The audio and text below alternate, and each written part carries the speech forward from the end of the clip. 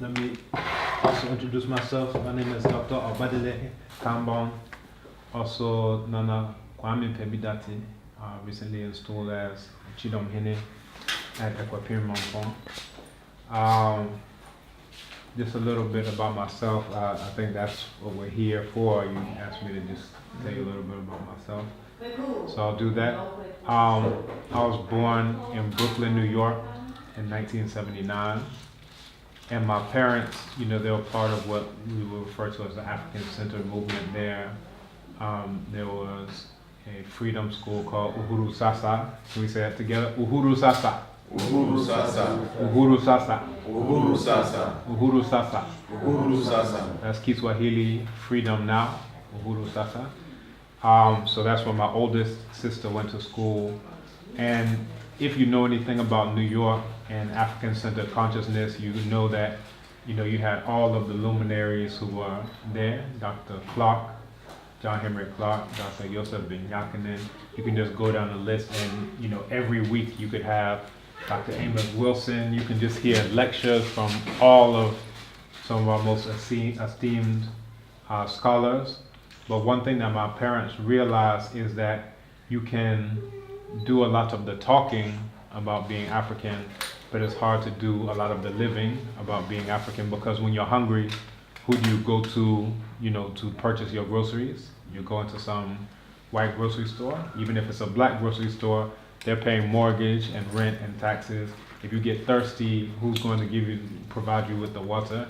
If you need to travel from point A to point B, you're going to be on the train or something. So basically, every aspect of your lifestyle, it's like on Sundays we'll go and listen to the lecture, or Saturday we go listen to the lecture about let's be African, let's be free. But the day-to-day things of actually being African and being free and being self-sufficient, you can't do any of that in New York. So their plan was actually 3 parts initially: to move down to North Carolina, which is where my mother's side of the family had been enslaved, then to move to the Caribbean, which is where my father's side of the family had been enslaved in. So at St. Kitts, you said St. Thomas, St. Kitts and Barbados, and then to eventually move to Africa. So me being here is actually just a shortcut around some of that. So my parents, they moved down to North Carolina, and they decided to get some chainsaws and build their own log cabin from scratch. So now both of these are city slickers. So my father was born and raised in Brooklyn, several generations, going back to the time of Marcus Garvey, where, his grandparents moved from the Caribbean up to there, and my great-grandfather became Auditor General of the UNIA and was awarded the Cross of African Redemption, which was a very high honor. He went on to found Paragon Credit Union and many other things in Brooklyn. But so they decided to do that. My mother was born in Harlem. Her mother was a jazz singer, but they said, we're doing this. We're about self-sufficiency. We need to act on what we know. So they moved down to North Carolina. They built a log cabin in the woods, and everyone thought they were crazy. So all their friends say, oh, you're going off into the woods to go eat grass and leaves and bark off of the tree. What's wrong with you? But they were actually trying to live what we say that we're about. So they dug their own well so they could have their own water supply. They started growing their own food. We had a garden and we would eat, from the garden. And this was just what we grew up in. This is, when you're young, whatever you come into is what you just know is normal. So we didn't have running water. We're in the United States, right? We didn't have running water. We cooked food on a fire. All of us, before the log cabin was done, 5 of us lived in a house that's probably about half the size of this room, right? But, they were doing it now. At that time, my father already had a doctorate degree from Columbia University, and my mother was working on hers from Duke University. But they weren't living how you would, I guess, expect that people with those types of things would be doing, because they were actually trying to live out what they were saying that they were about. My father, at one point in time, he was sweeping chimneys, and he took me along with him. to go sweep chimneys as, before he ended up going to teach at St. Augustine's College. But again, they were doing what they had to do in order to actually do the thing. So we grew up, we never had any mortgage, and mortgage, for those who don't know, is where you're paying month by month over 30 years, 40 years. You end up paying 3 or 4 times the value of the house, right? We never owned a new car. None of our family members have ever owned a new car, because a lot of those times that's on a lease. It could be lease to own or just lease, like throw your money away. But our idea was, unless you have the money to buy it, you don't need it. If you don't have the money for the thing, you don't need it. So we weren't spending $30,000, $40,000, $50,000 on a car that just takes you to point A and point B, just like a $5,000 car. So at the time, I remember my preschool, I went to an African-centered preschool, which is much like the African-centered school that we have here now. And, that was very good. But after that, there was nothing African-centered in North Carolina. This is the South in the 1980s. It's not cool to be African yet. It's not cool to do whatever. It's just like, So the option was to go to public school. So I go to public school, and everybody starts telling me that my African name is bad, right? They start calling me African Booty Scratcher. So I was born the name Obadele Kambon. So they say, Obadele, open the jelly, open the deli, what you talking about, So, basically I started getting into fights and things of that nature, because you have to defend yourself. And ironic that there were whites in the school, they didn't say anything. It was the black people who had already been told that being black is bad, who were the ones who, were coming down. And that started me on a journey to find out why do we hate ourselves? Why do African people, why do we hate ourselves? And I come to understand that that's because our enemy has taught us to hate ourselves, so that we end up fighting against each other instead of fighting against them. But I'll come back, directly to the story. So I went into public school, and because of that, we never celebrated any white horror days. What am I talking about when I say white horror days? White holidays. Like what? Christmas. I don't celebrate Christmas. Never. What else? Halloween. Halloween. Nope. What is it? Easter. I don't celebrate. Nope. 4th of July. Nope. What else? What are more the horror days? New Year's? Nope. Nope. You don't celebrate New Year's? Nope. Oh, that's my birthday. I don't celebrate birthdays either, but that's another story. I'm on hiatus from all them types of things, right? But yeah, so that was that. We never stood up for the Pledge of Allegiance. If you ever heard of that, that's where they tell you get up and do something for the flag. We just sit down like we're paraplegic. We're like, no, we don't stand up for that. National anthem, no, we don't sing that. No, we don't do any of that. So of course that made us very different. Plus our diet was different. We didn't eat any meat. So people were like, what do you eat? You don't eat meat. Can you eat watermelon? So apparently, because they were thinking, all right, well I eat meat, so you must not eat what I eat. So I know I eat watermelon, so you must not eat watermelon. So apparently things weren't clicking. They're like, you can't drink no Kool-Aid. And like, well, we don't drink Kool-Aid, but that's a different issue. So of course, you grow up and you learn to be very, very different. Now, I remember, in kindergarten, I would be winning chess tournaments in the school. First grade, they had a Black History Month quiz. I won the quiz because this is just what I grew up with was, we're African. Inventors, all this, Black History Month, 365. This is what we know, this is what we do.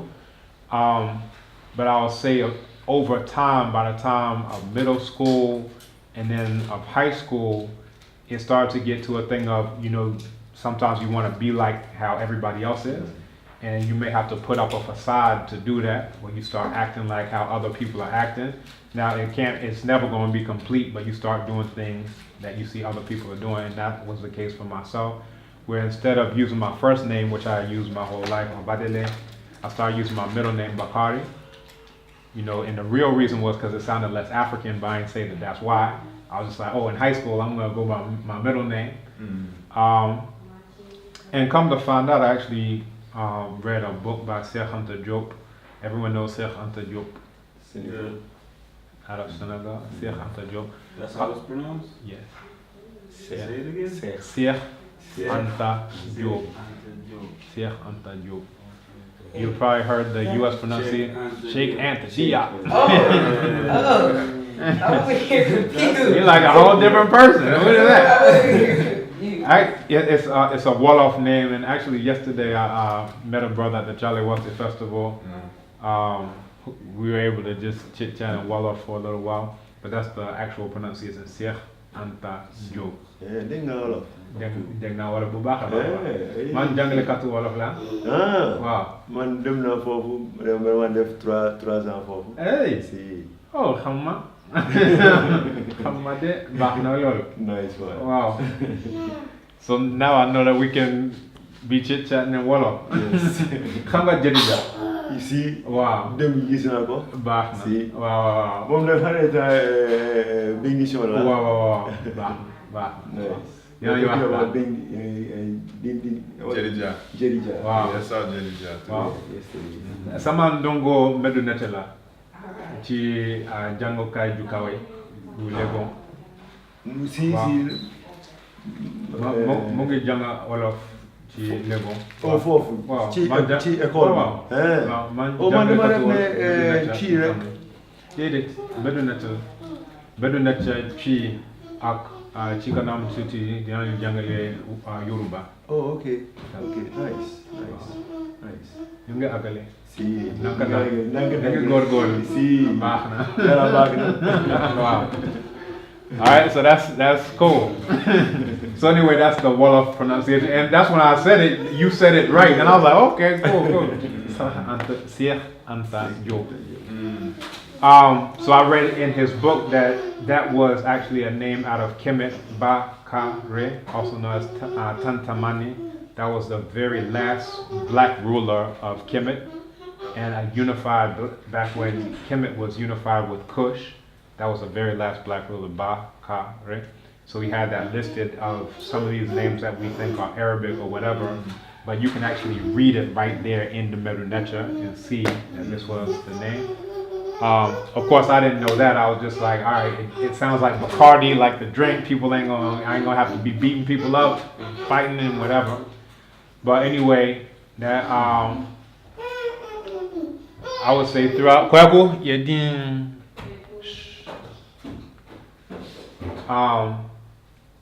so yeah, anyway, going through high school, by the time I got to college, I was in full trying to be like everybody else, mode. But what you find, or what I found out, was that you have 2 choices in life or death. And the very first choice that you make is to choose life. All of us, our very first choice, as a sperm and an egg, we're deciding that we're going to choose life, right? If you ain't swim fast enough, you wouldn't have been here. So that means every other choice that you make after that choice is either going to be consistent with that first choice, or it's going to go against that first choice, and it's going to be choosing death. So I decided, actually I went through a process that lasted exactly 1 week. Kwaku! Let's see how I bring him down. Kwaku bra!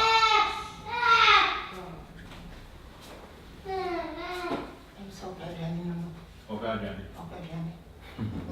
If you all. Kwaku, Johnny.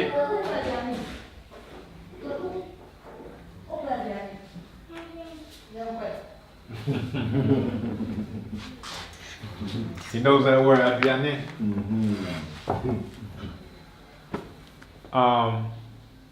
Yeah, so, when I went off to college, I started doing other things. I drank small, that was like for 1 month. And I said, I ain't like that, throwing up on myself. I said, nah, this is not for me. I gotta choose a different vice. I started smoking briefly, but I realized that the smoke from the smoke in my lungs, it would cause all types of other things. I remember I coughed up and I spit up blood one time. So I actually started eating weed for a while. but that one as well started, and may have been laced or whatever. I remember I had like a hallucination or two, and that's where things really hit ahead, where it's like the things I was doing to my body, it ended up having all these negative effects. And there's a proverb in Chi, which is krapate se okra, which is fi. Krapa, let's say it together. Krapa, tise, okra, ochirifi. It translates to a good soul is like a cat, it despises filth. So if you ever see a cat, it's always licking itself, it's always trying to get clean. It doesn't like anything filthy, and that's like everyone has what's called an okra that comes from the Supreme Being. And again, anything that goes against life, eventually your okra can despise it so much it'll be like, all right, you're not going to take care of me, I'm out. And then basically what you become is a walking dead person. And what it does is it leaves a void, and now any malicious spirit can go in and take the place of it. So you see people, they're walking around, it's like they're not even there. They're like literally zombies, walking dead people. And this is what happens. Everybody has a good kra, but if you keep doing all these filthy things, eventually your kra can just abandon you. And in a traditional African society, there are processes to propitiate the kra, make it come back, and ask it to come back instead of abandoning you. Of course, if you're in the US, that's not a regular thing. Luckily, I happened to be in Atlanta at that time. And you have people in the Yoruba spiritual community, the Akan spiritual community, Asar Set. So over the course of 1 week, so I like I said, everything came to a head where basically I was out, I was gone. It was a whole different scenario, but they brought all these people to do rituals and libations. And I'm looking at this like, man, what is this? Now, before that happened, my mother had brought me here to Ghana, 1998. She brought me here to Ghana. And, it was just a thing of, all right, this is mom's thing. Here she go again, all right, whatever. But between the first time and the second time, this whole experience happened, and I came to understand that I have to choose life. That anytime I choose something other than life, literally I'm choosing death. And it's something that my father refers to as subtle suicide. Let's say it together, subtle suicide. And what that is you're killing yourself little by little by little. So it's not this one, right? It's just, I'm going to eat this thing that I know isn't good for me. I'm going to smoke this thing that I know is going to destroy my lungs. I'm going to drink this thing that I know is going to kill brain cells. And that's what usually black people get into because we're taught to hate ourselves. So if I can't destroy anything else, let me just destroy the black thing that I can destroy, the black thing that's closest to me. So anyway, it was what I would call a spiritual butt whooping. What, in psychology they would probably call a nervous breakdown. But really it was the realigning of all my cells. So in African thought, the human being is made up of multiple cells. So in the Akan spiritual system, you have the Sunsum, let's say the Sunsum. And we can say, well, English doesn't have very much vocabulary, so they translate everything to spirit. But Sunsum usually translate as spirit. Home, they also translate that as spirit. Let's say home. Now Sunsum, it comes from the father side, and it translates to darkness inside of darkness. It's Sunsum. Right? And then home is home. It comes from the word home, the root home, which is breath. Right?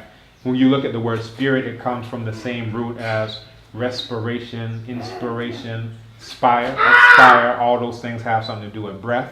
So when you say something is spiritual, all you're saying is it has something to do with the breath. And it comes from the Romans, that's Latin. The Romans haven't learned that from the Greeks, haven't learned that from ancient Kemet, where you would always see an ankh, placed in front of someone's nose. So Khnum would mold the body, and then they would place an ankh there, and this is a breath of life, which is something that we delivered all our children at home. And my youngest daughter, who will probably make her cameo appearance soon, she was born not breathing. So what we had to do, what I actually had to do, is we have this thing that looks like something like an enema plunger, but it's actually just for breathing. So I had to go rush and get that, and then use that to breathe air into her lungs. because she was born with what they call the veil over her face. This is the amniotic sac. She was born with that over her face. So what, a lot of the amniotic fluid had gone into her lungs. Now there was no time, first we do things natural anyway.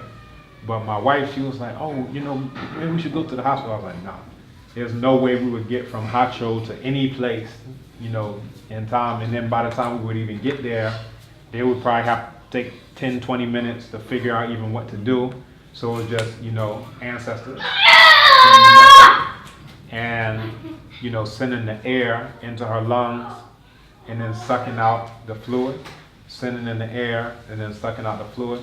Eventually, the best sound ever. Then eventually, second best sound ever. So, she's here with us. So long story short, that breath of life was very, of course, necessary. So to come back, by the time, this whole situation happened, and I was actually on a full academic scholarship at Morehouse, and, this put, of course, my scholarship in jeopardy. And part of, all these things, they talk about self-medication where you're doing all these things, because I was in a deep state of depression. I went to Morehouse because, when I first got there, they had a speech. Naeem Akbar came in and gave this speech about being African and so forth and so on. And I was like, yeah, we're here, we're about to do this. Yeah, it's revolutionary, we're going to. I got there and I realized that it was a Morehouse Negro factory. So they just created Morehouse Negroes. So I went into a state of depression. I'm like, I ain't trying to be no suit and tie, go, worship some white cave beasts from somewhere. So, from the depression, if you can't lash out at what's around you, what most times happens is you start lashing out at yourself, which is never the solution. But that's why things like Black to Our Roots are good, because it gives you avenues where if you say, I don't want to be a sellout, I don't want to be an Uncle Tom, that now there are actually options that you can do. Otherwise, you can implode. But anyway, that was 98. And then by 99, we were able, luckily we had a good family friend, Dr. Francis Cress Welsing, who was there. Has anyone heard of Dr. Francis Cress Welsing? One. Everybody else needs to do some research. This is a homework assignment. But she was able to do the evaluation. I was able to retain my scholarship. So when I came back with my African mind, then, and during that time I was also reading voraciously. I was reading like 100 books, like Destruction of Black Civilization, all the things my parents had in the house that I was always like, oh, here they go again. Now it's like, no, this is what I need. It was like food, right? And if it was like food, I was gorging myself on this food. So I remember like Destruction of Black Civilization, Self-Healing Power and Therapy, African World Revolution, Africans at the Crossroads. Like if I start listing this, we'll be here all day. But what it really did is it helped to reorient me to that very first foundation that my parents got for me before I went into the public school system. And, basically that foundation that my parents had set, it was never wiped away. And Nganga Fukia, who taught me Kikongo, he says that it's like you have something very valuable like a diamond, and you just are throwing garbage on top of it. And this is what happens to us through movies, through television, through all these avenues. They just keep piling garbage on it. And it's not that what's underneath isn't there, it's just you can't see it because there's so much garbage piled on top. So now you go to removing all these layers of garbage, all these layers, and eventually you can see what's really inside of you. And that was that process. It was a very short, very jarring process for me. It doesn't have to be that for everyone, but it was very jarring. 1 week, I cut out everything I was doing before. If I was drinking before, I said, never more. If I was smoking before, I said, never more. If I was doing whatever, never more, never more, never more. I was listening to a lot of hip hop. And, some of it was somewhat conscious or not overtly negative. But, I realized that this was also just all these, I'll put it like this, the ones who decide what gets played and what gets marketed and what, gets promoted, they have their own agendas. So what you're listening to is based on somebody else's definition of what they'll allow black to be.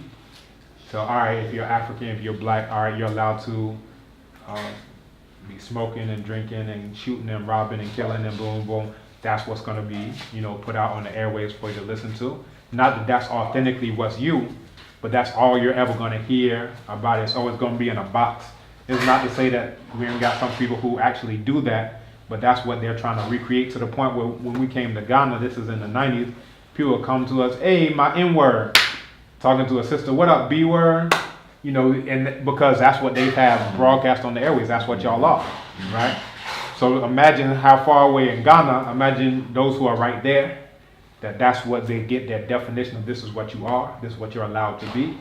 So I had a very serious hip hop collection. I had the very first singles, this is back in the day of cassettes and CDs and all this, and I just gave it all away. I had my roommate from freshman year at Morehouse. I was like, I don't want none of this anymore. Now, if I had it, it would probably be very valuable right now, because it's stuff that you can get record albums and all this. I said, I don't want none of this. But what that did is it opened up the way for me to start learning other things. I started listening to African music from the continent. I started to listen to capoeira music out of Brazil, music from all over the African world, jazz. My father has, a huge jazz collection, all these records. And I started getting into that because I was like, I want something that doesn't have any words, but so that, it's not always somebody else's words pumping into my head, that I finally got a chance to just think. And now my own words and what I'm learning is coming to the fore. So from there, I decided to do a year of study abroad here. That was 98, 99, from 2000, 2001. I decided to do a year of study abroad at the University of Ghana. And it was bittersweet, I would say. I was already conversational in Tree, so they had me sit down with Professor Ajikum, who's like the Tree professor there, and we would just be reading Anansi stories. By the next semester, I was taking classes with all native speakers in Tree. Writing the longest essay I had ever written at that point in time was 41 pages entirely in Tree on proverbs and various, social situations. Now, the other classes were terrible. I took a course called African Philosophy. Now, you'd think that would be good, but the course in African Philosophy, the teacher didn't know any African philosophy. So he had us reading Plato and Aristotle. This is African philosophy. Now, I took, Eurasian, whatever philosophy, they just called it philosophy at Morehouse. It was this demonic looking, blue-eyed, blonde-haired guy teaching at Morehouse. I actually had some semesters where I didn't have a single black teacher at Morehouse. And, ironically, I later on went to University of Wisconsin. I had one semester I had no white teachers. So look at how upside down the world is. So anyway, this guy and this beastly looking one at Morehouse, that's what he started with, Plato and Aristotle and Hume and Hegel and Kant. If you don't know these names, you don't necessarily need to. And I came here and then we were reading the same thing. Young man, you on jet lag? You jet lag? So when I say Abibi Fahundie, I want you to say African liberation. Abibi Fahundie. African liberation. Abibi Fahundie. African liberation. Abibi Fahundie. African liberation. What is Abibi Fahundie? African liberation. Very good. All right. So when I came here, I was just, too through to have nothing but the same Eurasian garbage. And matter of fact, this afternoon, I'm working on a book on therapeutic communication with some of my colleagues at University of Ghana. Abibi Fahundie. African liberation. Abibi Fahundie. African liberation. Call and response keeps people awake. All right. Abibi Fahundie. African liberation. Very good. Now, and this ties back into how bad this course was. This is here at University of Ghana. We're doing about Hippocrates and Florence Nightingale and all these, random cave beasts. I actually wanted to, of course, supplement that. I said, no, what we need to be doing. I had in my chapter, I've talked about Imhotep. Has everyone heard of Imhotep? Hesi Ra. Has everyone heard of Hesi Ra? No. He was a contemporary of Imhotep who's usually credited as being the first physician. You can actually see carvings of him. He got a short afro. He looked very much like Imhotep. you just quickly, sorry I interrupted or whatever, can you just come around? You know, of course, you know.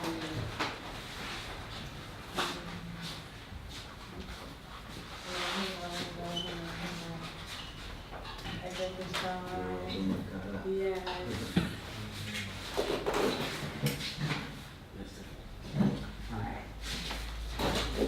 Continue. So I had in the book the information on Imhotep on Hesi Ra. Has everyone heard of Pesachet? This is the first female physician in the history of the world. Merit Ptah was given the title of the overseer of the physicians, but Pesachet was the overseer of the female physicians. So all of these were, the creators of what we now understand to be medical practice in the entire world. There was nobody before any of these people. The very oldest medical text in the history of the entire world, Abibi Fahudie. African liberation. Abibi Fahudie. African liberation. Abibi Fahudie. African liberation. The very first medical text in the history of the entire world is the Kahun Gynecological Papyrus as well, also written right here in Africa. So I had all this information in there. My colleagues say, no, we want to get rid of all of that. It's off the topic, it's off focus. Meanwhile, they have Hippocrates in the book. They have a whole chapter dedicated to Florence Nightingale and the Florence Nightingale pledge. Now this tells you, that's like what I encountered when I was here on study abroad. It's very disheartening. So we have a meeting this afternoon and all of them are my senior colleagues, full professors, who are going to convince me or attempt to convince me why we should take out all the African names and leave in these Neanderthals. Which is, it's very problematic. And what my colleague was saying is, you can keep that whole section, just write up your own article on it. Because all three of them, one, he just passed away, matter of fact. He's married to a white woman, lived in, UK for the majority of his life, so forth and so on. The other one, worships his imaginary white man. Actually, the other two worship his imaginary white man. And the other one was like, yeah, when Moses was born, Pharaoh said they killed the male children. And I'm like sitting here listening, I'm like, you're supposed to be a full-grown man, and you tell me fairy tales as though it's historical stuff. So, this is a major problem because this is the thing, here, there isn't the concept of miseducation or the idea that we've been brainwashed. Because if you don't know that, then you don't know, all right, I need to do something about my miseducation. So all these folks, all they see is when you get miseducated, then you get to drive a fancy car. If you get miseducated, then you get a big house. So these are the crumbs that they throw at you as long as you agree to be stupid. Right? As long as you agree to be a sellout against your people, they'll keep giving you all these trinkets. Right? So this is a modern day equivalence of what they used to enslave our ancestors, where they would give you cast barrels of rum and mirrors and all these beads and all this garbage. And if you agree to be a sellout, we'll give you all these little trinkets, worthless trinkets, right? Abibi Fahudie. African liberation. Abibi Fahudie. African liberation. Right, so we're still, that was 17 years ago, we're still dealing with this to this day right now. And this afternoon I'm gonna have to deal with this, and we'll have to see how to proceed. Either they go through with the book without my section in it, or they agree. But what I said is, if you take out the African names, then you need to take out all these Neanderthal names. If you keep the Neanderthal names in, you need to keep the African names in. So we'll see how that goes. But anyway, that was my African philosophy course. Then I had another course called State and Society in Africa. Now for that course, the guy started off with State and Society began in Greece. I was like, here we go again. Here we go again. So the one refuge was really with the African language, of course, as those were the only ones. And even that, they had a translation of this Greek tragedy called Antigone, translated into Tree, and we had to read that. So it's like, nowhere to run, nowhere to hide with some of this stuff. But when I got back to the U.S., I was taking Medu Necha. Everybody knows Medu Necha. That's what they call hieroglyphics, right? More appropriately, hieroglyphs, right? A hieroglyphic system. Now, I was taking that before I did the year of study abroad, and then by the time I came back, the instructor, he's now the head of ASCAT. Does everyone know ASCAT? Association for the Study of Classical African Civilizations, Dr. Mario Beatty. When I came back, I was always making all these connections between Chi and Merunecha. So he would be talking about Ka, and Ka, they translate that as soul, but that's just like Okra in Chi. He would talk about the Ba, like, oh, that's like Boabra. So all these things, I was making these connections, and he was like, you know what, you gotta go to grad school for this. I said, I don't wanna go, you going to grad school, all right? So that's how I ended up, Abibi Fahodye. African liberation. Abibi Fahodye. African liberation. That's how I ended up, of all places, in the very last state I thought I would ever be in, Wisconsin, at the University of Wisconsin-Madison, because that was the only PhD program in African languages and literature in the whole U.S. in Wisconsin. Wow. So that's to let you know they don't want black people to get any of what they stealing.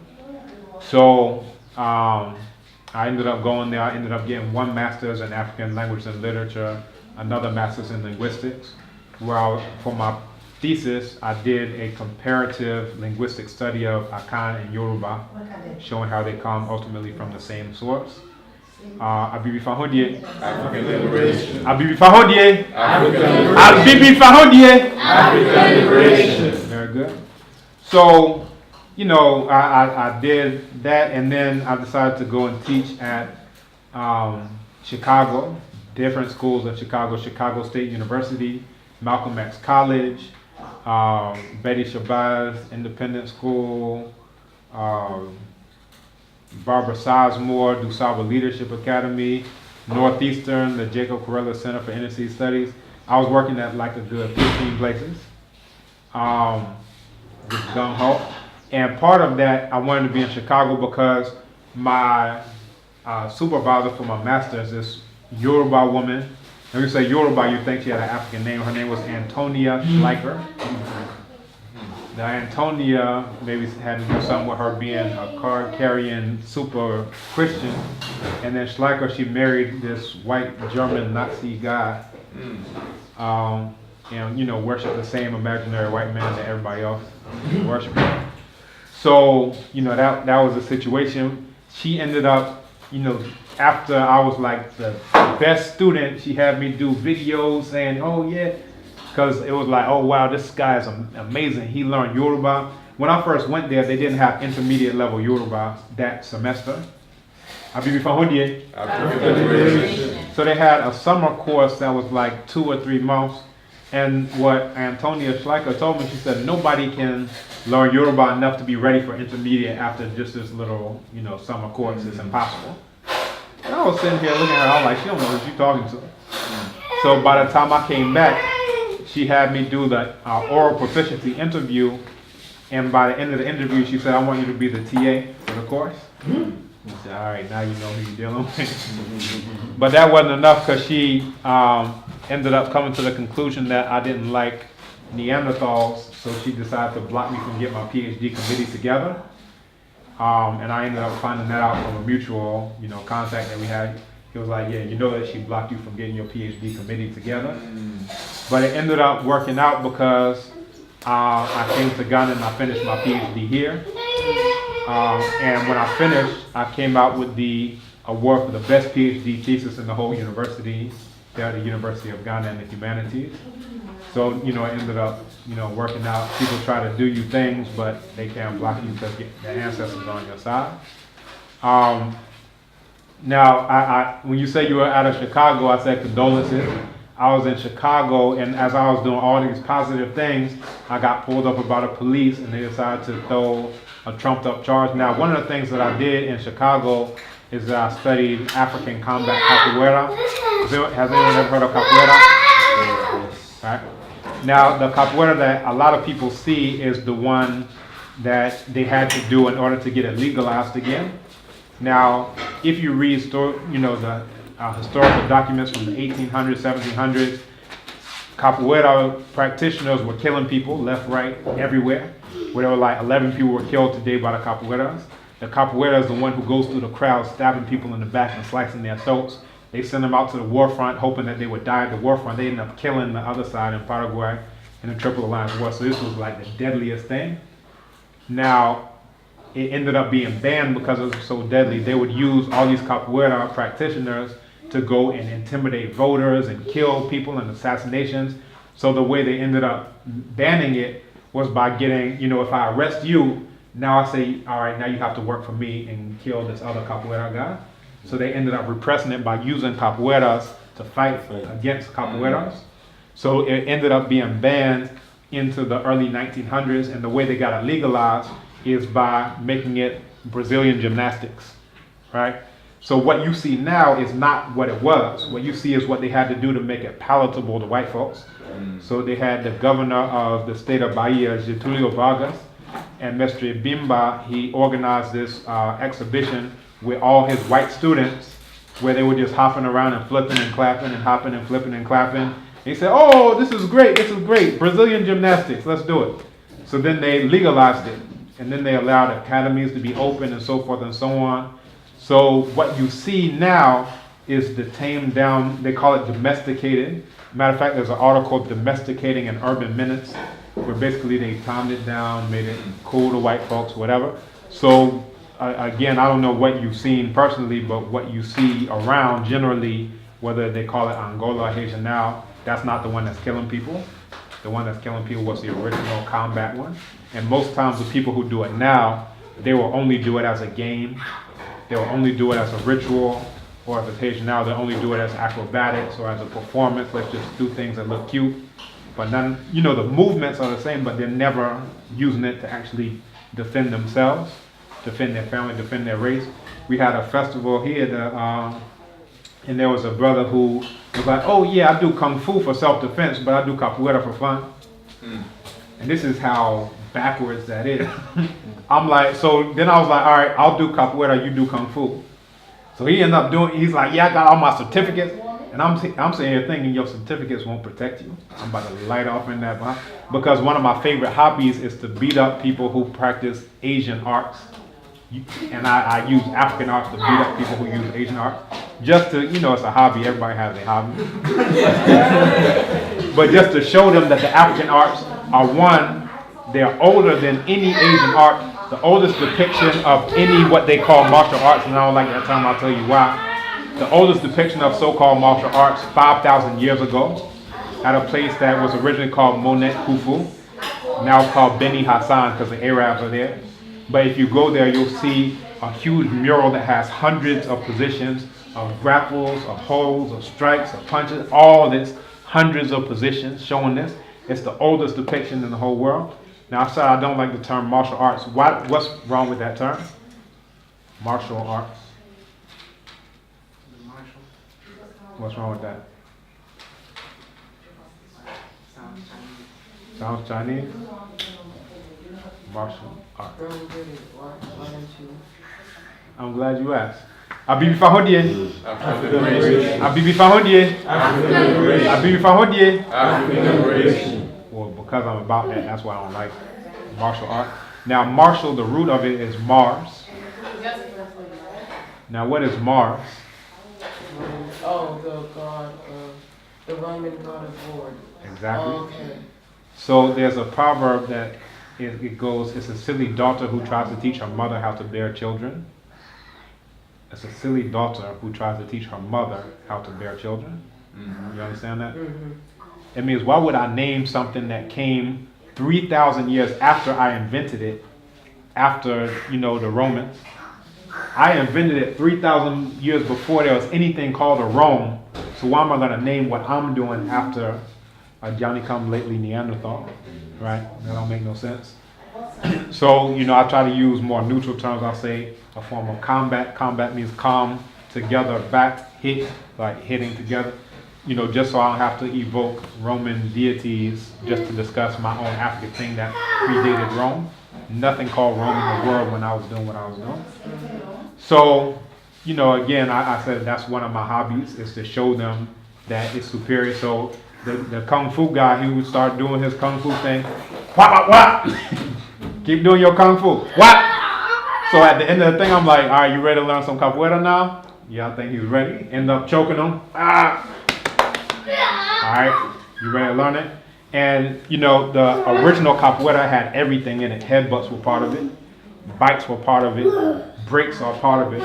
Grappling, slamming. Now, I read this article in this interview of Mestre Pastinha, who founded the first Capoeira Angola Academy, where he was talking about why he took the grappling out.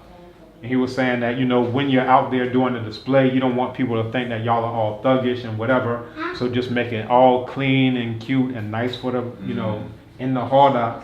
And he said anyone who does grappling now, they're showing themselves not to be, you know, one of these, I don't even know how I would put it, like high class, whatever. And they'll be wearing all their white, their Sunday suit, have their white shoes on, have a white top hat on, and this is what they had to do basically to make it palatable or whatever. So now you have people who never actually learned what the original one was, and they have like this thing, this castrated form is what it always was, but again, that's not what it always was.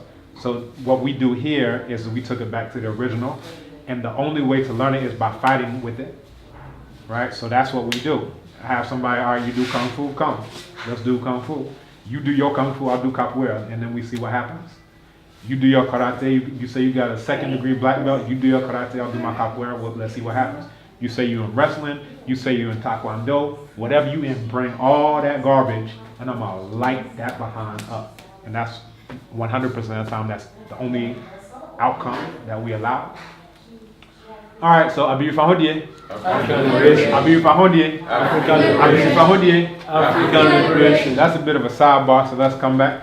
So I was in Chicago and we taught African combat capoeira, what's called asakon. Let's say asakon. Asakon. Asakon. Asakon. Asakon. Asakon. It comes from the asa, which is the dance aspect, and then kon, which is the fight aspect, the war aspect. Now, if you ever see, you know, anybody from the Zulu warriors, you'll see them do their war dances. But all the movements that they have are good for whooping that behind, right? You'll think that they just swinging this and swinging that. Stand there and let them swing in front of you, right? That'll be your last day standing. If you look at anyone, we can come up, you know, to modern day, you can look at Muhammad Ali. When he was young and he wasn't taking all that damage, he said, at that time, he said, in the ring I can stay till I'm old and gray because I know how to hit and then dance away. So if you see him when he's young, he's not doing the karate, and then you hit me, then I hit you. No, I'm the one who's hitting you. I'm never getting hit, right? So he said, I'm too pretty, right?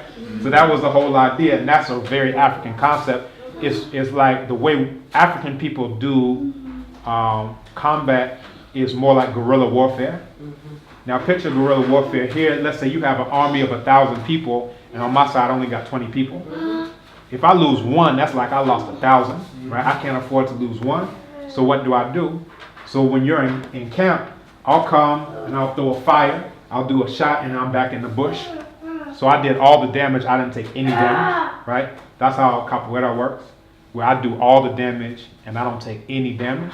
So you try to do a kick, I bam, light you off, and I'm already gone by the time you even know what happened. Your nose is bleeding, I'm not even close, so you swinging at the air. Now, the way all these Eurasian, and I say Eurasian because Europe and Asia are just one landmass.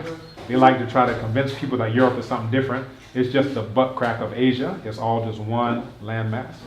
So the Eurasian thing is like how they talk about the so-called American Revolution. The redcoats are coming. Redcoats line up all on one side. Americans line up on one side. You shoot me, I shoot you. You shoot me, I shoot you. You shoot me, I shoot you. Then whoever ends up with somebody standing, that's who won. That's a very stupid way of doing warfare. And African people are not stupid. We don't do it like that. But that's how all those Eurasian martial arts, and I'm using that term for theirs, that's how all the Eurasian martial arts work. If you look at them fighting, you just rock them, sock them robots. I hit you, you hit me, I hit you, you hit me. It's like, what is that? Right? So you look at anybody from, they used to call Floyd Mayweather Pretty Boy Floyd, because he always end up the fight and he looks exactly like he went in before the fight. You never touch him, but he's lighting you up. He's getting knockouts and all these things. That's the mentality for capoeira, so we call asakon, because the dance aspect is to make sure that you never get hit, right? you think it looks cute, but it's actually functional to make sure I'm never getting hit. But the kump part is I'm making sure I'm lighting you up. I'm lighting you up, right? When I say lighten you up, I hope you understand. Abibi Fahundie. African liberation. Abibi Fahundie. African liberation. Abibi Fahundie. African liberation. So we would teach African combat capoeira to people your age, young students in usually middle school, going into high school. We had a whole, rites of passage program. We would take them off into the woods. We teach them shelter construction, just, using branches and things like that. Teach them the herbs that are edible, things that they can use to survive. How to do shelter, first aid, just every skill that you would need to survive on your own. And we had different, levels for that. So the last level, you have to just go off into the bush and have nothing but a knife. That's what you're going to use to survive. That means your water, you're going to have to find out how to do that water. Hopefully you learn that early on in the process, because that's also one of the things that we taught. And then we also taught firearms training. So I had this 357 Magnum that I was using as part of the firearms training, and then also to secure the campsite. And coming from the training, I had it in my trunk. Now, of course, Chicago police, they stop you randomly and they go on what they call a fishing expedition, which means even if they don't have no reason, they can just go fishing and hope to find something. All right, let's reel it in. All right, what we got here? So they saw it in the trunk. They decided to lie and say it was under my seat and it was loaded, right? So $10,000 later, we beat the case.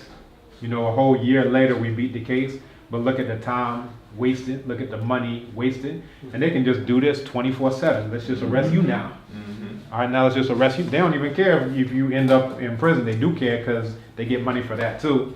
But it's just, keep running you through. Keep running you through. And that's what my father calls white welfare. That's how they keep the bail bondsman with a job, the attorney with a job, the judge with a job.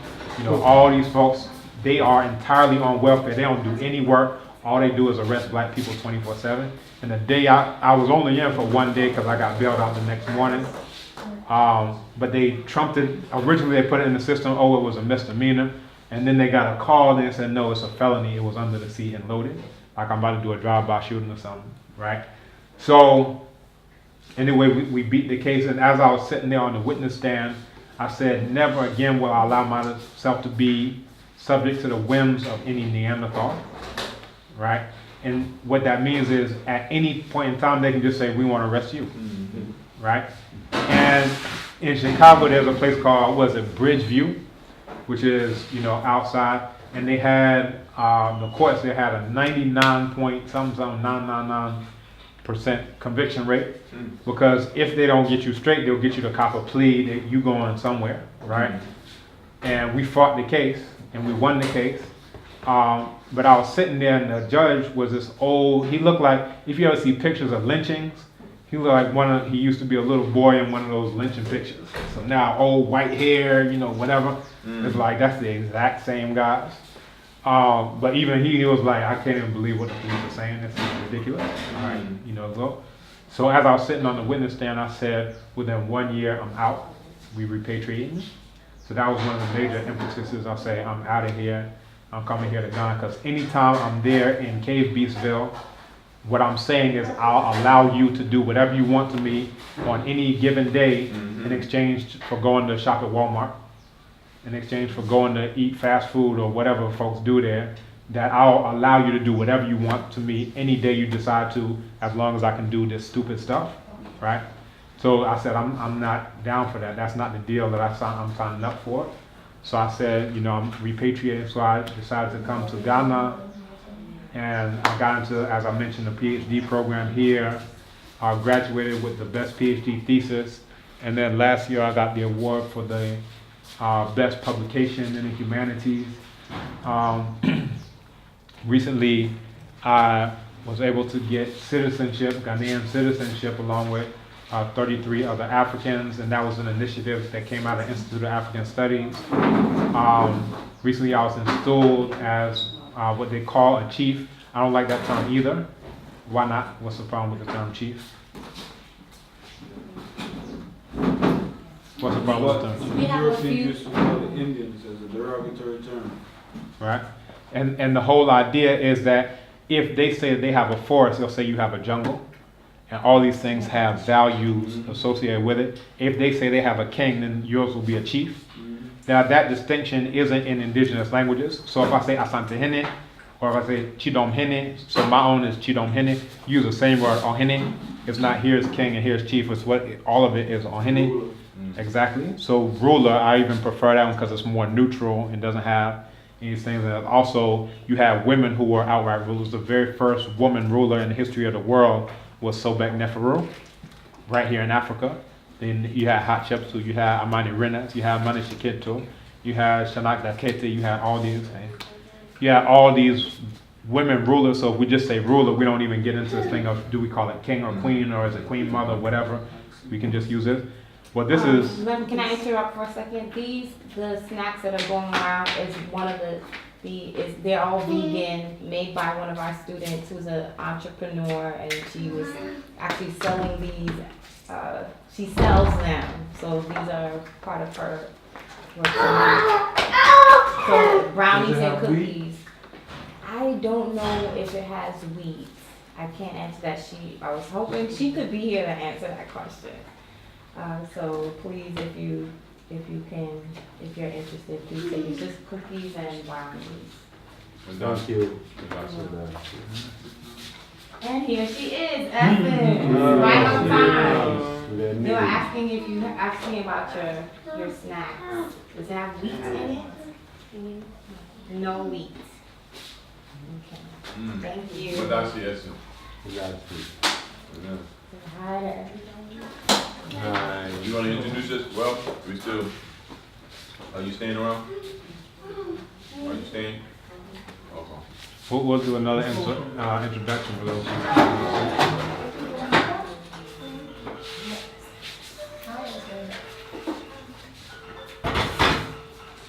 Right, so we fast forwarded to, coming to Ghana. And the other thing about the whole piece that happened in Chicago is...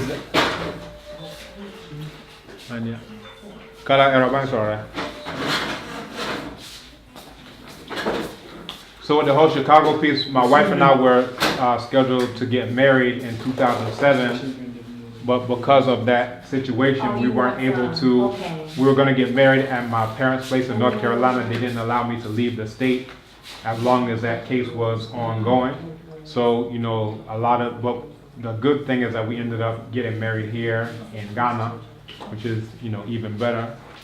But yeah, all these things, as long as you are allowing yourself to be under the jurisdiction of your enemy, any day and time, they can just say, we're going to do this to you, we're going to do that to you.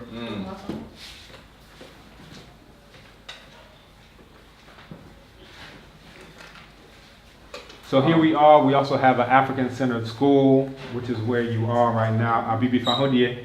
African liberation. Abibi Fahudie. African liberation. Abibi Fahudie. African liberation.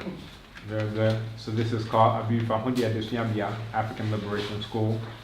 And, we're doing various things such as teaching all of this African history in African languages, amongst other things. And this was, I ended up going into African languages for various reasons. Part was the philosophy of it and other things. But I remember I was sitting in a lecture by Dr. Khalid Abdul Muhammad. Has anyone ever heard that name? Yes, sir. All right. So my parents had a bookstore and cultural center, so he came and spoke as so many of our greatest came there and spoke. And at the end of the lecture, I was like, yeah, what he was talking about was profound, but how come anytime we talk about African liberation, we always talk about it in English? It seems like a contradiction. We can't even talk about getting free unless we're using the language of our enemies to talk about it. That don't make no sense. So from there I started learning primarily, and then Yoruba, and then Wolof, Kiswahili, Kikongo. As I mentioned before, I was studying Medu Neter in undergrad. We now have the Medu Neter study group here at the university. But all of this was, to the point of it shouldn't be African languages. All right, that's a subject. Let me learn how to say Habarigani. Let me learn how to say Umoja, and then that's it. It's just, let's throw it in the corner. Just as, and this is a thing. when we talk about African-centered, usually it's not really African-centered, it's African periphery. With like the core is still all this white language and white everything else, but let's just sprinkle some African spices around the corners and then let's call it African center. It's like, nah, in this generation we gotta go beyond that. So like, with my older sister, I told you she went to a school called Uhuru Sasa, which was very progressive for the time, you know, trying to teach content, teach history, teach children to value themselves. And like at a certain point, we gotta take stuff to the next level. Our parents took it so far, and now it's up for us to say, all right, how can we take this further? You know, my parents, their goal was to come back to Africa. They got stuck on the first part. Once you build your own house with your own sweat and tears and blood, you end up getting attached there, so that's where they still are. But since then, they bought land right next to my land at Mampong, which is where I was made Ohene. That was the point I was making before. I don't like the term chief. Ohene is the real term, right? So if we want to translate it, we would use ruler all throughout. Very good. So they bought land right next to my own land, and their plan is to come here, you know, as soon as possible. So this is, you know, again, bringing these things full circle. That was their original plan. I'm helping to fulfill, you know, that plan to make sure that it comes through. So that's just a little bit about me, some of the major points. But Abi Fahondie, African liberation. Abi Fahondie, African liberation. Abi Fahondie. African liberation. One of the time we were talking, you started talking about the three parts was and the social, and you didn't get to mention. Oh, let's keep going, right? So all these are different parts of the human being. So Okra, let's say it together, Okra. Okra. So that comes from the Supreme Being, Onyame, right? We have the Sunsum, let's say it, Sunsum. Sunsum. So that also comes from the father side. You have what's called the Intro, and the Intro is associated with a body of water. So you have a patrilineage. For all accounts, they have a patrilineage, which is Bosomchi, which is actually a lake. So when in previous times, anytime you have to do a ritual called Kra Jariye, which is where you will wash your Kra, and you will go to that, you know, body of water that your father's side is all descended from in order to do that. So you have Bosomchi, you have Bosompra, Bosomafram, Bosom Konsi, Bosomayensu, Bosompo, also Bosomeketia is the other name for that. So all of these are the bodies of water that you would go to do all these rituals. Nowadays, if you ask an Akan, you know, Wujaya Suban, they have no idea what you're talking about, because the first point of attack was against the spiritual system, and that side was all, you know, tied into that spiritual system. A lot of folks are worshiping imaginary white folks, as you see on the back of every throw that you see going around. Then you have the home. Let's say it, home. So that's the breath. I should also mention moja. Let's say moja. So the intro from the father side, it develops into what becomes your sunsum. The moja, which is the blood from your mother's side, what ends up being your onam, your nipandria. It becomes your body. You also have the re, right? And that's, you could say it's a spirit that's closely associated with your heart. And you still hear it in terms like Nurefi. It's saying that the re has gone out. That's the way that you say you forgot something, because what it's responsible for is for emotions. It's also associated with memory and things of that nature. So you have all these different parts of the human being. So if those parts aren't in alignment, then that's where you have what ends up being physical sickness or spiritual sickness or whatever. So you have to do all these things to get the different cells in alignment. And this is usually done through what's called akom. There are various ways to do it, but one of the ways to do it is called akom, which is this ceremony where there's dancing and drumming, singing, you know, they're playing the shakers and all these things. And like as you're dancing, you may spin around. You spin around and you go into a trance. What that trance state is all these different parts, all these different cells going into alignment. Your physical body is part of it. Your sum is hearing it and reacting to it. Your moja, your blood inside. All these different parts are in it, and that's where you know, get into this deeper connection with the divine, you know, through that process. Now, Eurasians, they usually do it, you know, they'll sit down in the woods somewhere and they'll be om. For us, it's usually in a collective. You know, you don't have to be away from everybody else in the world. You're connected to everybody as you are aligning all these different cells, right? So this is the African perspective of how to make this alignment versus the Eurasian perspective, which usually tends to be the counter, the exact opposite of how we may do it. So yeah, these are lots of the different cells that are associated with the human being. Anyone have any questions for Dr. Kambon? I have, you got, go ahead. With the capoeira, like, I used to do capoeira, and my teacher was telling me about what you were saying, but what is it called? What was it originally called? In Angola, they call it Ngolo. Let's say it together. Ngolo. Ngolo. Ngolo. Ngolo. Ngolo. Ngolo. And one of the ways of describing Ngolo is by referring to it as Kipura. Kipura. Kipura. Kipura. Kipura. Kipura. Now when you pura, this is when you're spinning around, when you're doing cartwheels, all these things are referred to as pura. So we say ki in front of it, it's like ki Swahili, ki Congo, ki whatever. And it translates now to the art of doing this pura type of movement. So the name of the art itself was called Ngolo, but when you are doing the things, a way of describing that art is kipura. So according to Nganga Fukiao, who was initiated in that system, that's even the origin of the word capoeira. It comes really from kipura, which is an indigenous African term for describing it. There's a documentary that was put together called Jogo de Corpo. Jogo de Corpo, which in English translates to body games, like games of the body. And what it is Africans out of Brazil going back to Angola, and they're going to all these different places and, you know, seeing these correspondences. So in one, you'll see it's an elder Mestre Cobra Mansa out of Brazil. He'll do a kick, and you know the other guy, oh, this is just like the kick we have. Then he does the exact same kick. So vice versa, this one will do this kick or this move. They're like, oh, this is what we do. We call it hasquera. We do this, we do that. And it's a beautiful thing to see. But what you see is that they have one ngolo, which is mainly legs. Then they have kambangula, which is mainly, you know, arms or also a grappling aspect to it. So you have all these different aspects to it. Now, what is over there in Brazil now is mainly the leg one, and now mainly the domesticated leg one. You know, where I'll just pretend like I'm hitting you even though you're 20 feet away, then pretend to hit me. So it's real fraudulent and fake.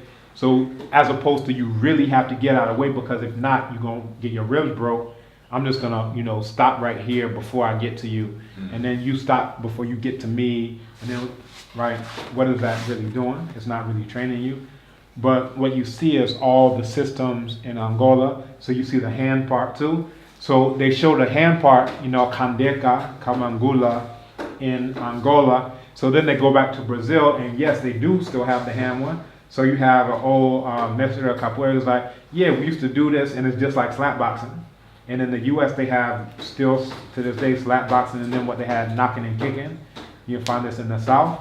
And if even you look at, you know, people who are in the 20s and 30s, where they're, you know, doing all these spins and kicks and hops and flips, all of that is the dance aspect of what, you know, had combat applications. I actually did a presentation on that at African Studies and showing all these things that just looks like they're doing dun dun dun dun. That's bam, that's a kick. You know, that'll break something.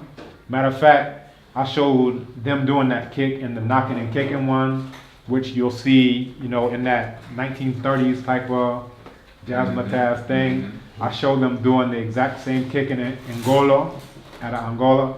I showed them doing the exact same kick in Brazil, calling it capoeira. I showed the same thing in Asafo, which is what the Fantes do, where they have the flags, they're twirling those flags.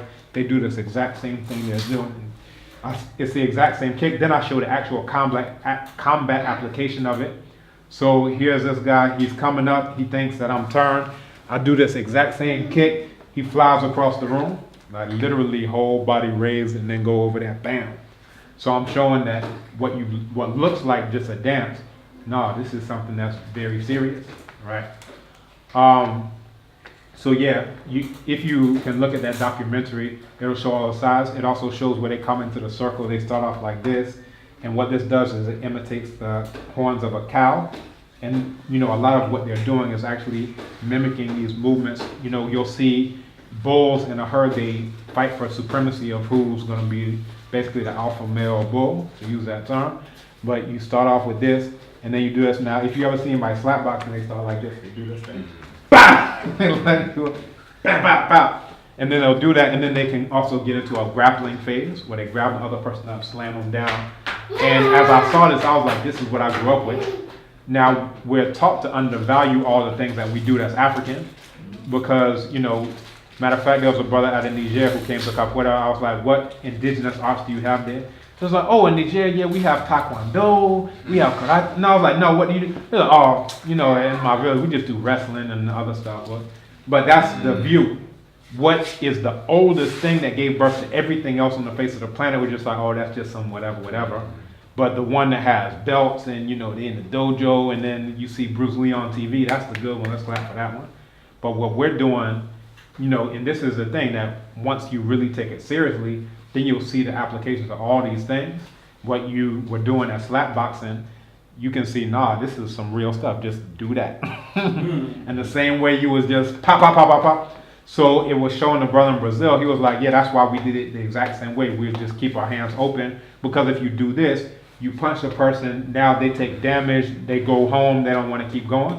For this one, it's more demoralizing. They hear this, bam, go against them, but they can still keep going. So you're able to really work out this dominance thing, among the people who are there. So I'm seeing this in Angola, I'm seeing this, and I'm like, this is what I grew up with, because that was my specialty, the slap boxing. So when I do the capoeira, I do it like how it used to be done, so the hands are part of it. If you see the people who are, they're just imitating the ones who are trying to get it legalized. So they do the, domesticated leg one, but very rarely do you see them bring the hands into it. Now the hands are part of it, and matter of fact, you can't effectively do the leg part unless you do the hand part, because when you really want to get to the legs, you do a smack, pop.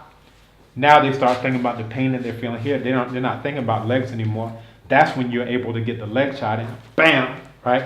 Now they're feeling the pain here. That's when you're able to get. So it's only when you do the complete thing that you can get into it. Now, once you get them thinking about legs and hands and up and down, that's when you go for the grappling, right?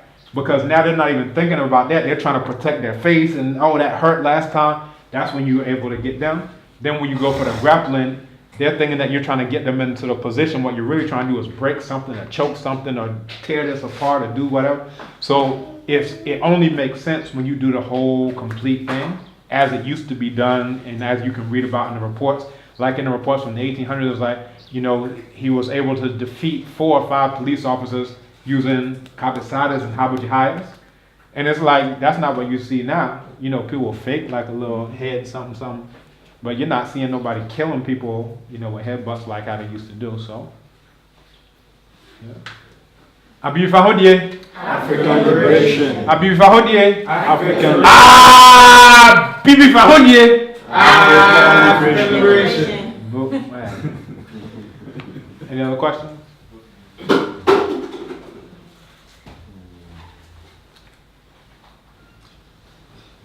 Don't be shy now.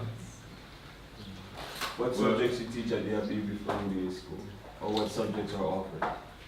We teach every aspect of life. For me, my medium of instruction is Chi, as you can well imagine, where we go into a little bit of everything. We learn the mechanics of the language itself, but then we teach other subjects. We teach math, so we'll do games where you have to solve. So we wait from moi. So all these things, and then also we'll do things where they'll get like a card, like a Medunetra card. I'm out. So like if they get the answer right for the math problem, then they get this card. So then that becomes another motivating factor. But now they start looking at the card. Now they're reading about, who is our set, who's our star. Oh wow, I want this card. So all of it is, part of the whole thing. We're at the botanical gardens as well. We go around and now we'll learn the names of different plants, and then that becomes a game. Like y'all run to the palm tree. So now they're learning about, all these botanical things with a game where they're running around and sweating, and then they get tired and whatever. So all of it is part. So every aspect of human life that's necessary for African people. And these are the cards.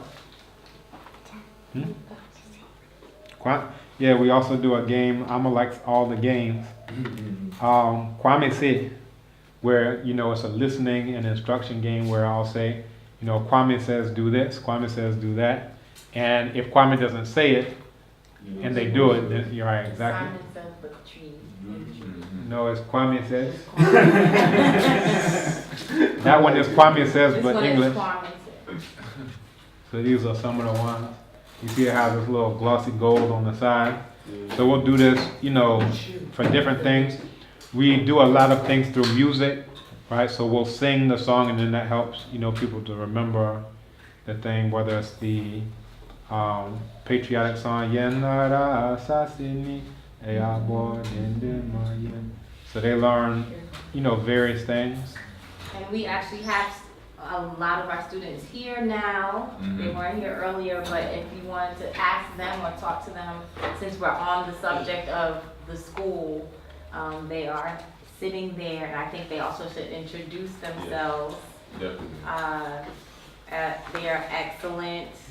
These youth are very, very smart young people. So Go ahead, introduce yourself. yeah. Come to the front. I love it. Come forward to everybody. There you go. Hi, my name is Malcolm Antoine Bossman. How old are you? My name is Malvi Antoine Bossman. I am 8 years old.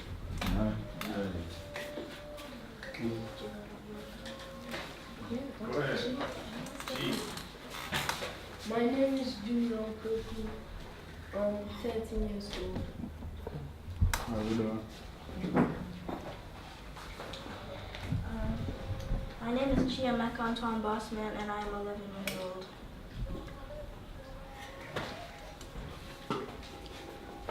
My name is Essence Kufor, and I am 12 years old. Okay. My name is Unfortunate Bossman. I'm 6 years old.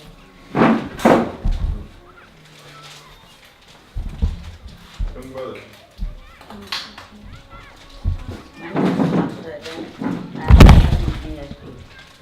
How old? 7.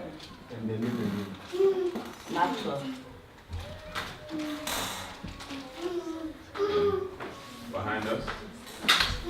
What's your name? My name is Alma Kambon, and I am 9 years old.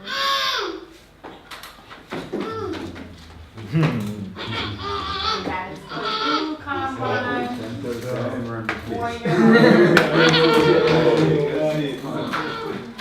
And we have one. You see, likes attention. We also have a parent. So my name is Kapali. I'm the father of I'm the father of Chi, Maui, and Nkosi. And I am, How old are you? I am something years old. Need to know basics. Yeah. Yeah, wait, first of all, Obadale, I just want to say Madasi Pop for sharing your time with us, but even more so, both to you and Mama Kala for the vision for the school and the work that you're doing. I was fortunate enough when we were here last time that our children, Kambon Island, were part of the school, and I also was fortunate enough to be the teacher. I'm looking forward now that we have this location to continue. But I know that these youth have come from the African Culture School that has the same, very similar foundations of what we're doing here. And being in this space shows a beginning. I was telling, before we came, I was telling them about the botanical gardens and how we were there, and now having a space that we can have 24/7 is beautiful, and I'm sure that it's going to continue to grow. And we'll have even, more youth, both Ghanaian and those coming from the diaspora, that we can invite. And so it's an honor for them to come and see this. They've been going around seeing progress. And so to see someone like you who grew up in America but saw this as an alternative and have really made the most of it, I think is inspirational. and you brought your family to involve, you know. So I hope that you all as young people can see and get to meet real life people who look at an alternative to America, right? And some of your peers that are here who you all will be the future, right? The future is going to be where Africans on the continent and in the diaspora now are coming together. So this is really an opportunity for them. I know our time is a little short because we have some other ones. We actually want to go to the university. I called Mavis from the Botanical Garden, but she said Monday and Tuesday that they don't do the canopy walk. Okay. So But the obstacle course they can. well, no, none of that. She said they don't have any staff on there on Monday and Tuesday. Oh. Yeah.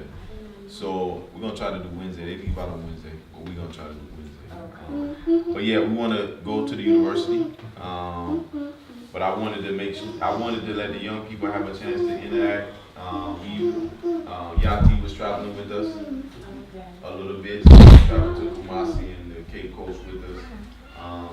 And you know, it's always good for the young people to interact with youth, their peers who are here to get their perspectives.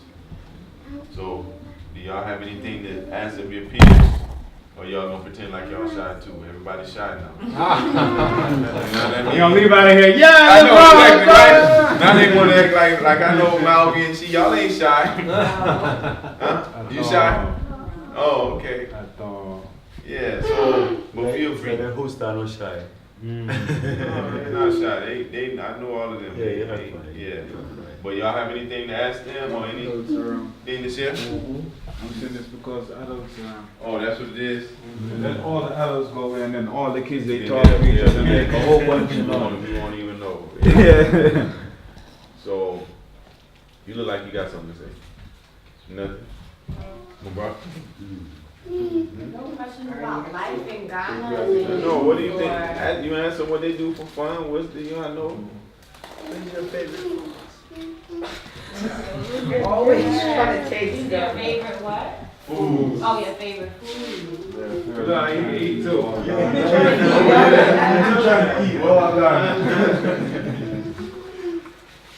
Anybody got a Y'all favorite wanna- food? Chief? Wanna be chefs? Malvi? Watch it. Watch it? Yeah. We had watch it last night. How about you, Nicholas? Jollof rice. Jollof rice. What's your favorite food so far? Here? Yeah. Is it groundnut soup? Would you like? The soup and no, the beans with plantains. Uh, The guests, I don't know what okay. it was. How about you? Jollof. The jollof rice. Okay. Anything else? Any other questions? Y'all got any questions for them? Yes, Papa, you have a question? Papa, you? So now that we're talking about food, you know, Ghana and most African countries have, you know, fertile lands. You know, you put anything anywhere and it turns into whatever it's supposed to turn into. But slowly, but surely, you know, the farmers, people who are doing farming are getting older and older, but young people are not interested in farming. And that's a big, big issue. So you're talking about beans, talking about plantain. A time will come if young people don't start thinking about farming as the way to survive, you know, to survive. The future of humanity, you know, apart from everything, will depend on food.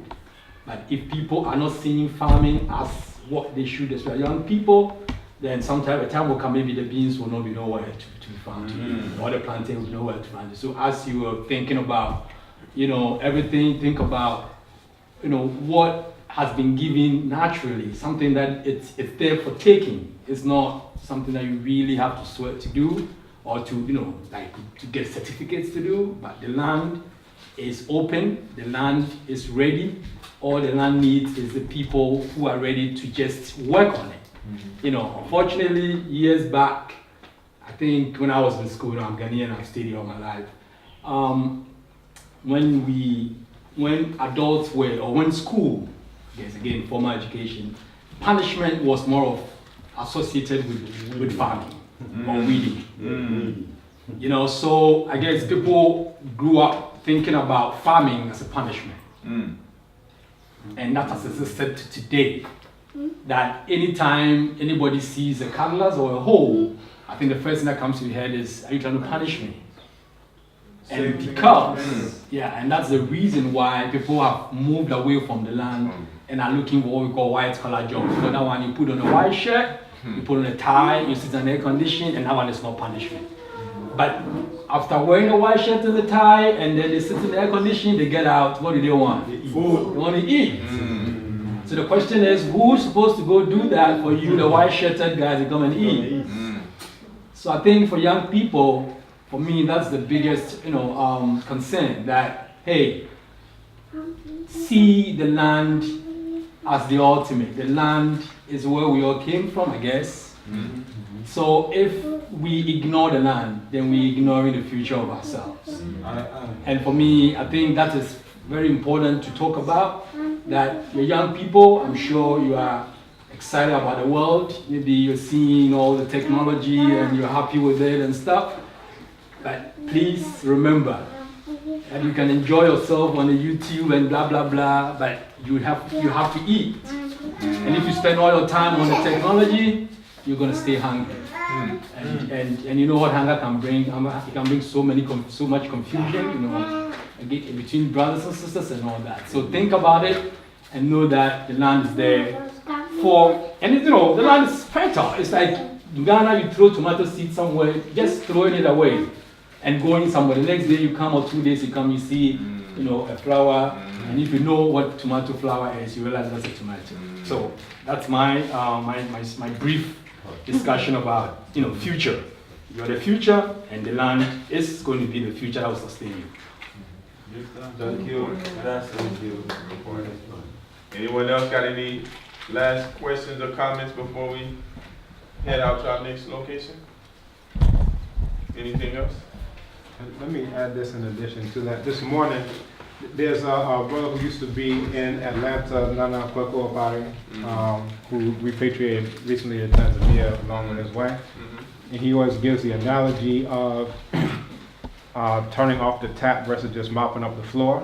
So a lot of the diseases that people have are as a result of what they eat. Now, as opposed to eating better, they're just like, all right, we'll just give you some drugs to cover up the symptoms that come out. So, exactly, and then bring up 10 more symptoms. It's like side effects may be heart attack or stroke or aneurysm. It's like, Dad, what kind of, that's worse than what I was dealing with. So, basically he always gives this analogy, and I did some research. The analogy was actually from a doctor who was in East Africa, in Uganda, and what he realized is that African people, I'm trying to say this in a nice way as possible, that they pass stool 3 times as much as Europeans, Asians, all whatever. So they were defecating 3 times more than what these Eurasian Americans were doing, because there they were eating meat and cheese and all these things that just clogged them up. And what he realized is that African people were eating vegetables. They were growing their own food. And everybody had at least their own plot, if not a huge thing, but that's what they were doing in order to eat. And basically what he came to understand is that what they were doing is they were preventing diseases from ever even coming in the first place, as opposed to trying to find a drug to cover up X symptom that comes after the disease comes. Now, this is interesting because recently we have this app, Bibi Tumi Casa. There was one brother who was like, yeah, they're trying to, he was talking about, these white people, they're trying to get us all to eat vegetables. He was like, there must be he was like, there's a conspiracy to turn everybody vegan now. Well, so look at how backwards this is. Here, this is just like in the 50s, it was this white guy who was looking at the Africans and was like, all they're eating is vegetables. We need to start doing, because he traced all these things, the verticulitis, colon cancer, all these things. He says coming from what these Europeans are eating. The meat, cheese, bread, heavy diet, that's their thing.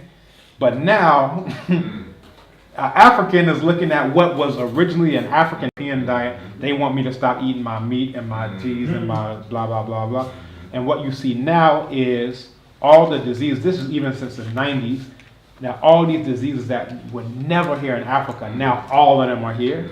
Diabetes is here. Matter of fact, it took me extra semester to finish my PhD because my supervisor had to have heart surgery, triple bypass heart surgery, because he was eating all stuff. Now later on, he was like, "Oh, I didn't know you didn't eat meat. You're missing all the fun." And I was like, "This guy's very smart in his subject, but something isn't clicking between these two things." But yeah, this is the thing. So now you'll see a KFC here. You'll see a Pizza Hut here. Now, if you want to make money, then you'll invest in all the herbs that will treat it 10 years down the line. You understand? Because I remember when papaya first came, I said, watch, in 10 years they're going to start having heart attacks, whatever. And relish, apparently somebody was thinking similarly, relish and Osu, Close to them. now they're making money hand over fist, because that's all the papaya people, that's all the Chinese fried rice people. Now they're going and now they're trying to get healthy, now they're trying to start walking and doing whatever. So these are the things, all these things are interconnected. The land, the food, the health, all those things are tied together. So think about that. Next time you may want to go eat some poison disguised as food.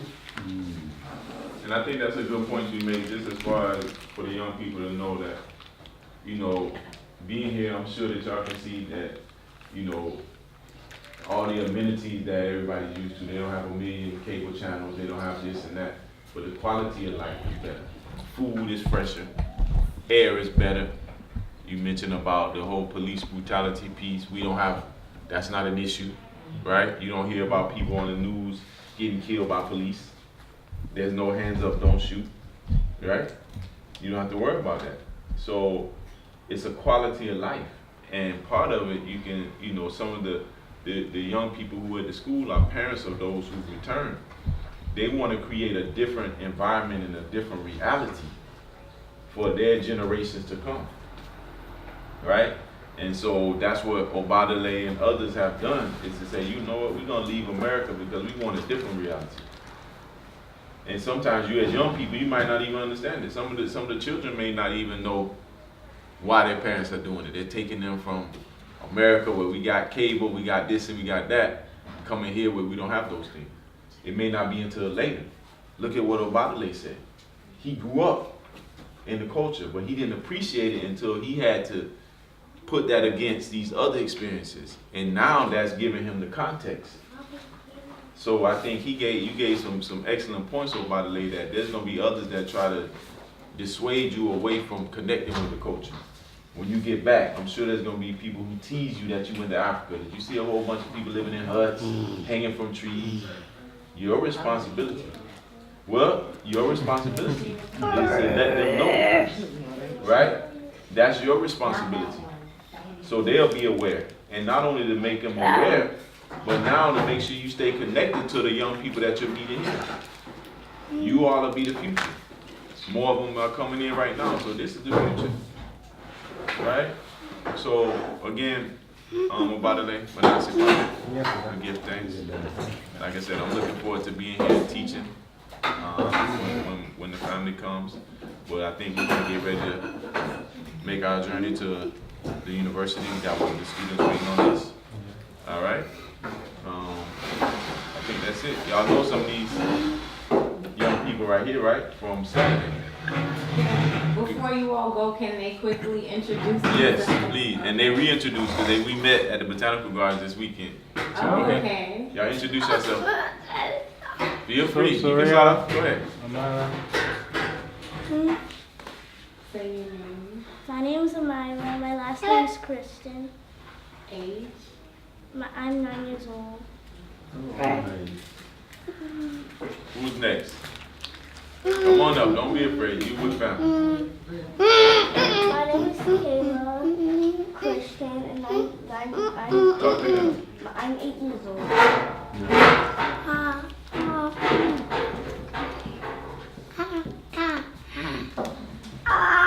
name is Soraya Kristen. I'm 10 years old. We got grandma that just came in. Greetings. Good to see you again. And the Sansa here, can you introduce yourself real quickly? My name is Sansi Hare. And you are? And you are? The grandmother. Okay. All right. All right, so I think we're gonna get ready to leave. Anything else before we leave out? So maybe as an official departure. Yo.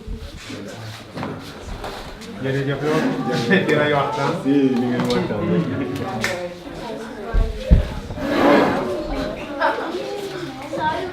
Maomi. Thank you. Let's do the snap.